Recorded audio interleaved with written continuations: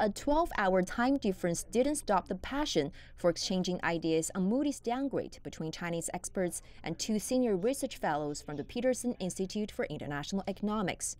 Chinese experts believe that the downgrade comes at a wrong time and was based on miscalculations.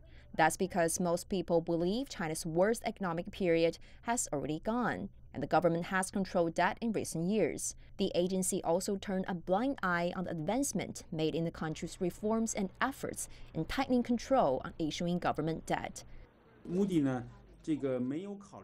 I believe Moody didn't take into account some factors, which include the tangible impact of China's supply-side reforms, the macro-prudential approach that the monetary policy has been adopted, as well as progress made in bettering the banking system and that for equity swap. I think Moody's downgrade tarnished its reputation.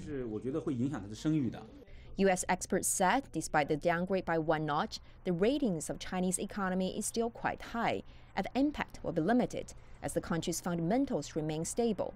They say Moody's judgment is just one criteria for investors to make decisions. Rory McFarquhar is a visiting fellow at the Peterson Institute and a former special assistant to U.S. President Barack Obama for international economics. He said the downgrade is not an indication of any near-term danger, but the Chinese government could take this as a sign to speed up reforms to regain optimism among international community.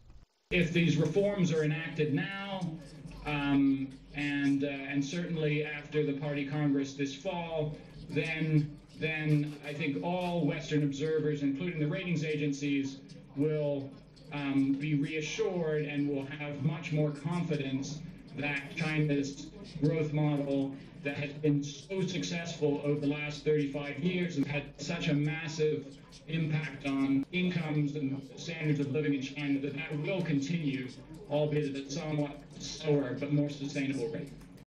Moody's downgrade also sparked criticism on the fairness of credit rating agencies.